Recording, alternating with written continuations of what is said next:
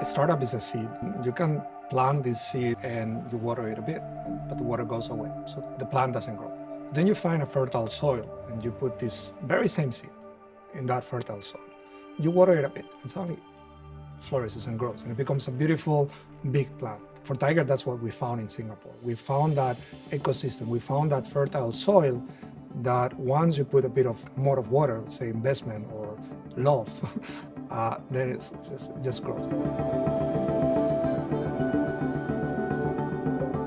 So if I were to think about leadership within the scene itself, I think there are two key things I would like to highlight.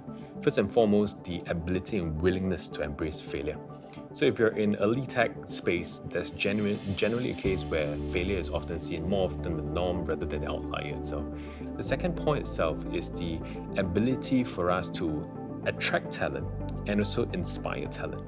You really need some of the top minds coming together to look at different ways to resolve a problem. Leaders of tech companies are expected to constantly be aware of what's at the forefront of innovative developments and be willing to take risks in terms of integrating these things into their value offerings. On the other hand, they are dealing with clientele or potential customers that still can be very resistant to change.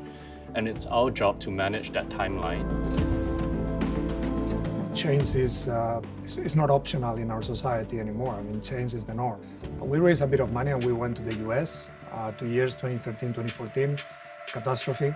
We didn't sell a thing, but we learned a lot. And then we look at the landscape and we realize Singapore is where we needed to be because it's where growth was, where opportunity was. We're blessed to be in a field where really there is no safe path, right? We're constantly pushed to explore and be bold in our ideas and efforts. We actually don't have a definitive blueprint of what the future quantum computer will look like. In our field of research, we require a lot of creativity and a lot of courage to keep exploring new avenues and new ideas. And if we're afraid to fail, then we'll become too risk-averse to try new ideas. It's very important to lead with a vision because that enables the whole team. And then I think second here is really to constantly foster strong talent in the workplace. Everyone's fighting for talent because without good talent, once again, you can't expand what just a few leaders can think of together. Execution is really everything. In the quantum computing industry, the competition for talent is definitely one of the most important issues. The world has a lot of talent being caught and being taken up by different supranational powers.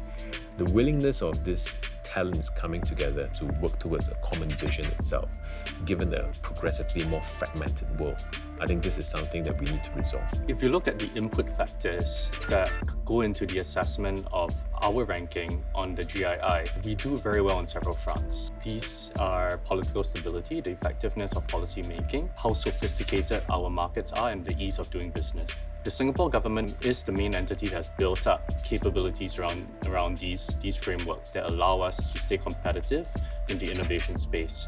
Singapore walks the talk. The government has a plan to nurture and grow deep tech, AI companies, startups in general. And then we found all that infrastructure before us, and it was fantastic. We've moved towards a global ecosystem which has no choice but to be open and collaborative. That is the future of not just technology, but the ecosystem in general. And technology is really the enabler. Deep technology innovations lie at the crossroad of massive shifts such as resource scarcity, global climate change, changing demographics, and aging population.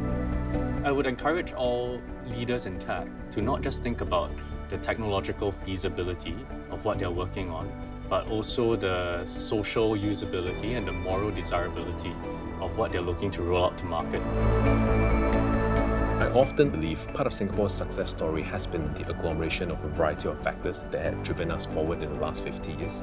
Similarly, in the space of innovation itself, it's about the agglomeration of talent, interest, problem statements, agglomeration of capital that's able to push some of this initiative forward so that it doesn't reside in the business plan, but individuals are able to bring it to the next stage. Events like Switch itself fundamentally provide an avenue for folks to come together, to have all these various conversations, and with it itself, we are genuinely hopeful that it will take things one step forward. Events like Switch are extremely useful for us to make a connection to people outside our immediate communities, and it also allows us to engage with the potential end users who are actually the target or the community that we're building the technology for. I think it's a wonderful thing. It brings around 60,000 people together, gives us the opportunity to share what we've done, what we have achieved over the last year, to meet people, to get ideas, to share ideas. It builds the industry, builds the ecosystem.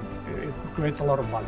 Sometimes I think I would have wished to be born now rather than 45 years ago, because I think it's going to be extremely exciting what is ahead of us.